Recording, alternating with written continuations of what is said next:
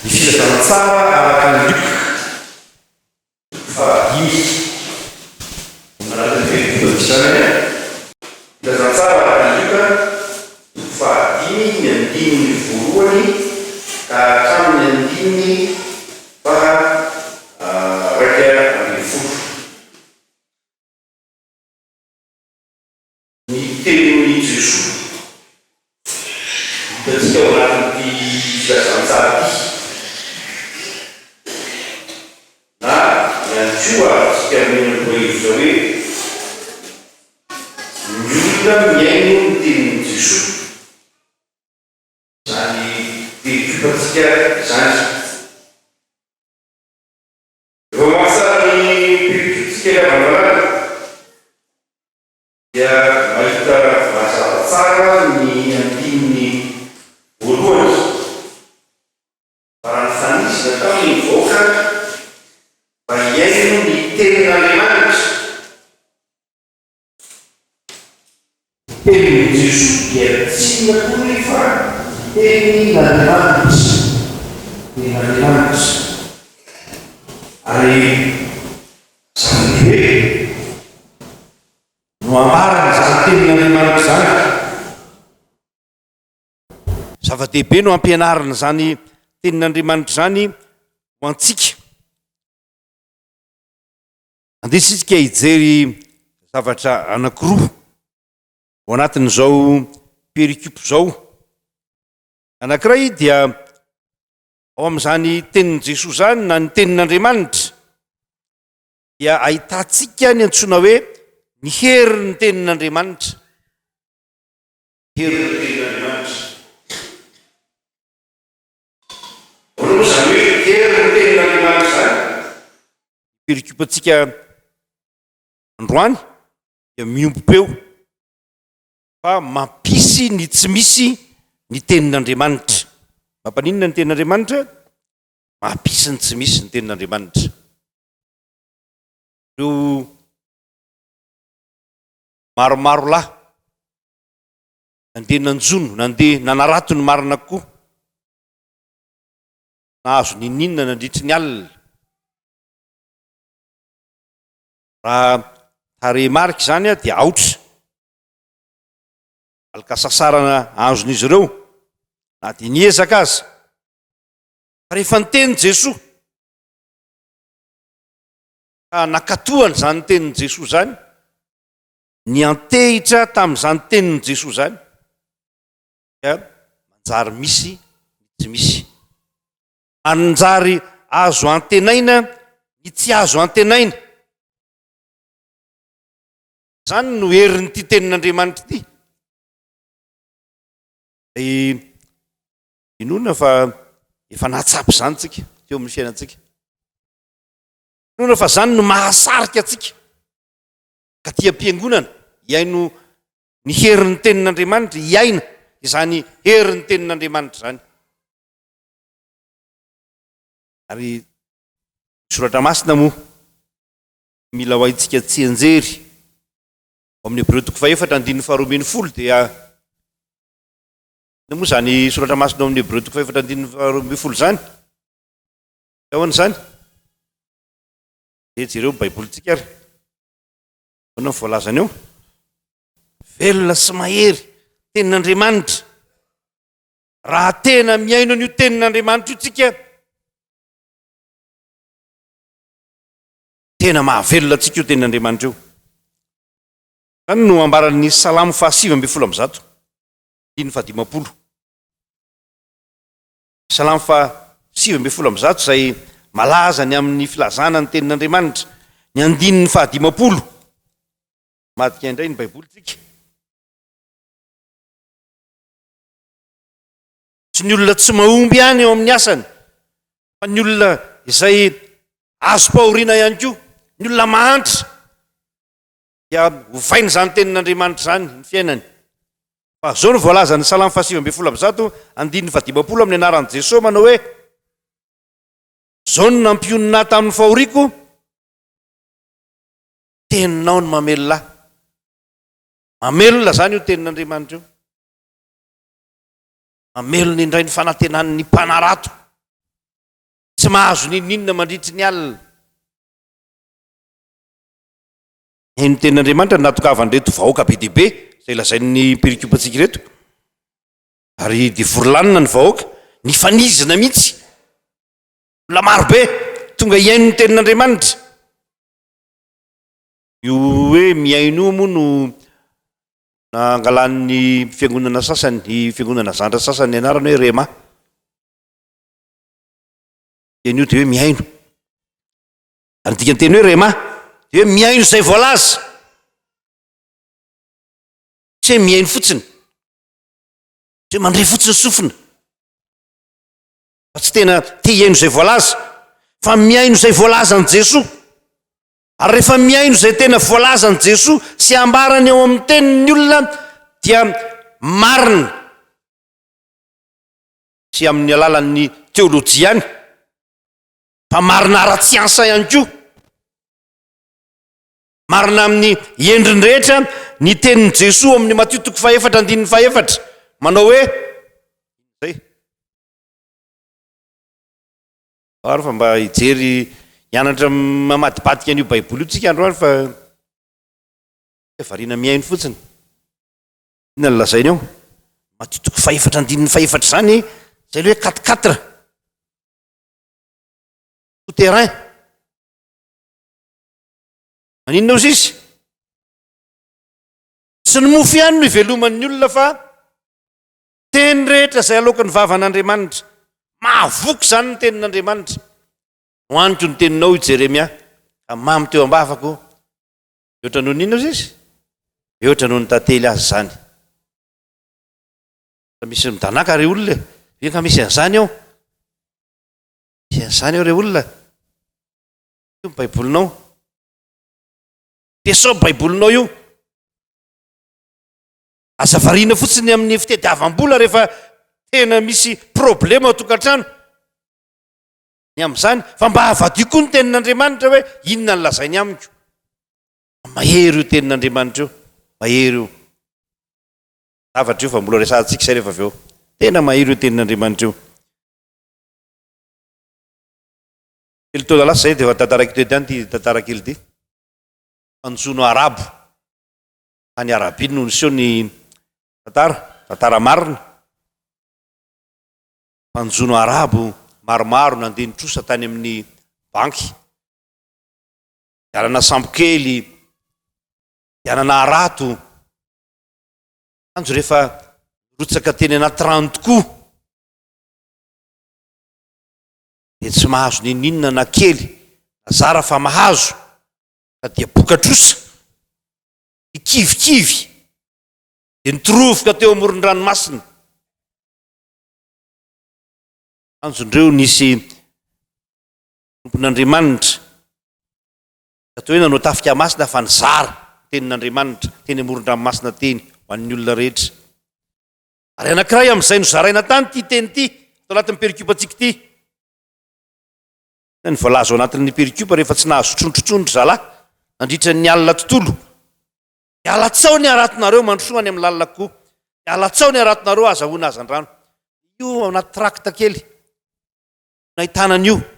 Ary rehefa nahita an'io ireo arabo izay tsy mpino kristianina akory, dia tsy nieritreritra ninina fa ndoro zalahy hirotsakitsika. Ty misy teny izay maniraka atsika hirotsaka azahoana azan-drano. Ary dia mitovy amin'ny tantarandry Petera hitantarany zany mpanjono arabo zany. Azo ny azan-drano voaloha trosa tany amin'ny banky, sy ambombava azy, dia nandray an' Jesosy Kristy ho tompo sy mpamonjy azy. Ireny lehilahy reny. Zany ny herin'ny tenin'Andriamanitra. Tsika mahana zavatra mahery be fa tsy ampiasaintsika ge. Zay tena raharaha, tsy mihaino loatra an'io tsika. Hoe amin'ny toriteny takizao ary tsika dia tsy mihaino loatra. Tonga amin'ny tenin'ireo olona sasany tamin'ny andron'ny Paoly apôstôly hoe ny teninozy izy dia mahery fa ny fanatrehany kosa malemy. Satria rehefa mamaky ny epistiliny Paoly izy dia toa mahery be zany teny izay hoentiny zany. Fa rehefa mahitany Paoly izy lehilahy fo kely sy dity maso, marary maso. Inona moa ny henona ny teniny io? ary nahatonga ny Paoly nanoratra epistily maro zany toe-javatra zany. Manana ny tenin'Andriamanitra tsika, manana ny tenin'Andriamanitra tsika. Fa rehefa manaraka n'io tenin'Andriamanitra io tsika, rehefa manjoy an'io tenin'Andriamanitra io, makatoa an'io tenin'Andriamanitra io, dia mahomby tsika, mahomby tsika. Ary tsy maintsy mahomby manaraka ny tenin'Andriamanitra ianao. Amin'izao fotoana izao moa andro ny elektrônika izao, sahirakirana ihany tsika na mividy bisikileta, na mividy moto, na mividy fiara. Raha tsy misy an'ireny karazana boky kely, manuel d'utilisation izy filazana azy, tsy an'ireny zavatra zay manoro atsika hoe zao ny fandehan'ity raha ty, zao ny fampiasana an'ity. Zao moa na ny fiara, na ny moto, na ny zavatra mandeha amin'ny elektrônika rehetra dia raitra be daholo. Manahirana be raha tsy mamaky an'ilay boky ianao. Misy zavatra tsy fantatrao akory ao anatin'io zavatra ampiasainao io. Mety misy zavatra mampidi-dozaka nefa misy zavatra ihany koa mahafinaritra ao anatin'izy io. Raha tsy mamaky an'ilay boky ianao tsy mahita azy. Raha tsy mamaky ny tenin'Andriamanitra ianao, tsy mihaino ny tenin'Andriamanitra, dia tsy mahita an'izany herin'ny tenin'Andriamanitra zany. Sady farany amin'ny Perikopantsika Manova olona Tenin'Andriamanitra, manova olona Tenin'i Jesoa, manova olona dia izao, manova olona io satria rehefa mamaky ny tenin'Andriamanitra, rehefa mihaino ny tenin'Andriamanitra ny olona, anatanteraka izay lazain'ny tenin'Andriamanitra, dia mahalala ny tena no mpanota ny olona ka mibebaka. Ariary fa tsy mahatakatra ny tena hevitr'Andriamanitra ny olombelona, ary zany mampanota atsika.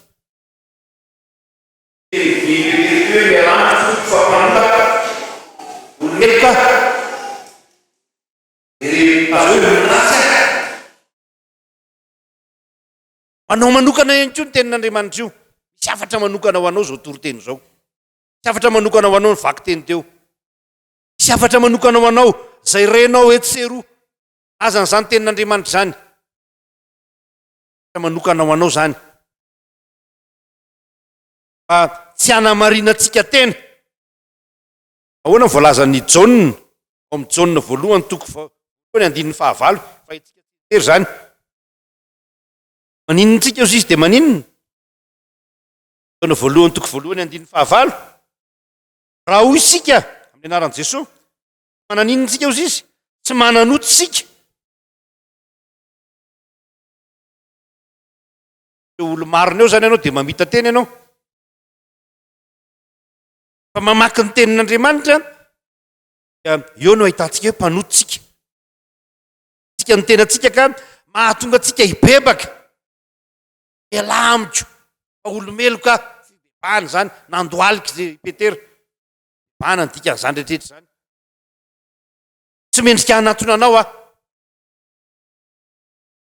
Tsy mendrika anao ary Tompo. Itsika ahalala fa fiainonan'ny tenin'Andriamanitra dia ny hanova ny fiainantsika. Herin'ny teninao aneo izy ny hira katolika izay dia no manova fiainako. Herin'ny teninao no manova ny fiainako. Manova olona ny tenin'Andriamanitra. Petera nandohalika mihitsy. Nanaiky ny nahatompo an'i Jesosy Kristy. Tompoko. Nandohalika. Eo amin'ny Jiosy mari-panajana be ny mandohalika. Fa tena marika ny fietrena, ny fanekena ny olona zay andoliana fa manam-pahefana noho ianao izy, mahery noho ianao izy. Fa teo amin'ny Jiosy, ny hoe mandohalika dia midika hoe mivavaka ny dikan'izany. Mahatonga olona mivavaka ny tenin'Andriamanitra. Tsy mahatonga olona manamary tena. Tsy mahatonga olona mpitsara ny hafa. Tsy mahatonga ny olona izay hevitena hoe tsy manota sanatria. Na mahatonga ny olona hiala amin'ny fiangonana, na hiala amin'ny Jesosy Kristy. Fa mahatonga ny olona hivavaka io tenin'Andriamanitra io. Rehefa tena mamaky ny tenin'Andriamanitra ianao, miaina io tenin'Andriamanitra io ianao, dia mivavaka. Mivavaka tsara ianao. Tenin'Andriamanitra zay. Farany. mahatonga atsika ao anatin'izay hoe manova olona zay ny tenin'Andriamanitra, dia mahatonga atsika hanolo tena hiaraka amin'ny Tompo ny tenin'Andriamanitra. Nanin'ny zalahy reo rehefa nahazo ny trondro be dia be sy ny fampiresaka andeha tsika hivarotra ny trondro satria zay no asany, dia tsika hivarotra ny trondro ka dia azo vola be tsika fa efa notahin'Andriamanitra tsika. Fa inona ny nataony? Nilozany ny aratony ny sambokeliny, dia naninona izy? Naaraka an' Jesoa izy. Ary zany vokatry ny fianonan'ny tenin'Andriamanitra, manjary manaraka ny Tompo, manjary mpianatra Jesosy Kristy ny olona rehefa mihaino ny tenin'Andriamanitra, manjary tena kristianina ny olona rehefa mihaino ny tenin'Andriamanitra. Fa tena mihaino an'io tenin'Andriamanitra io, tsy mihaino fotsiny fa mihaino, tena manaiky votoatiny io tenin'Andriamanitra io. Ary manjary mpitaona ny hafa ho an'ny Tompo ihany koa, tsy manaraka fotsiny Tompo fa mpitaona ny hafa ho an'ny Tompo, satria zany ny fanovana olona ataon'i Jesoa. Ny tenin'Andriamanitra, ny tenin'i Jesoa dia manova olona io. Ka ilay mpanarato trondro teo dia lazainy hoe matram'izao kosa ianao izy dia ataoko mpanarato olona. Efa mihaino tenin'Andriamanitra io itsika dia mangetaheta, tsy mangetaheta fotsiny ny azo tombony amin'izany tenin'Andriamanitra zany, fa mangetaheta ny hoe mba azo olo-kafa ihany koa ho an'i Jesosy Kristy, anompo an'Andriamanitra, anatona an'Andriamanitra. Ary amin'izany andraikitra vaovao, amin'izany fahatapa-kevitra zany no anovan'Andriamanitra koa ny fiainantsika.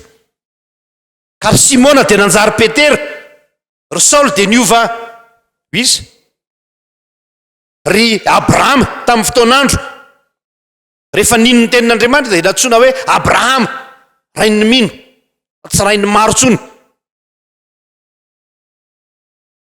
Manova olona ny tenin'Andriamanitra. Mitovy amin'ny siansa mihitsy ty perikopantsika ty. Hoe mitovy amin'ny siansa dia zao, rehefa vonina hihaino ny tenin'Andriamanitra ny olona, taka n'ilay vahoaka tonga nanantona an' Jesoa, ny fanizina mihitsy, ka mampiatra zany tenin'Andriamanitra zany, taka ny Simona sy ny namany, dia tsy maintsy miova ny fiainanao, tsy maintsy miova ny fiainanao. Tsy olombelona manova ny fiainan'olona, tsy misy olona afaka manova ny fiainan'olona zany. Ny tenin'Andriamanitra dia manova ny fiainan'olona io. Na androany azy ianao ka mamaky tsara ny tenin'Andriamanitra, mihaino tsara zao toroteny zao, dia mamaky ny tenin'Andriamanitra, mampiatra zay voalaza ny tenin'Andriamanitra ho anao, dia manova ny fiainantsika zany. Lo hoe ara-panahy ihany fa ny ara-nofo koa, tsy hoe ny ara-nofo ihany fa ny ara-panahy koa, dia ho vainy zany tenin'Andriamanitra zany. Inona zany no afatra? Ny afatra dia hoe mihaino ny tenin'Andriamanitra, toavy ny tenin'Andriamanitra, izany ihany no hanova ny fiainantsika.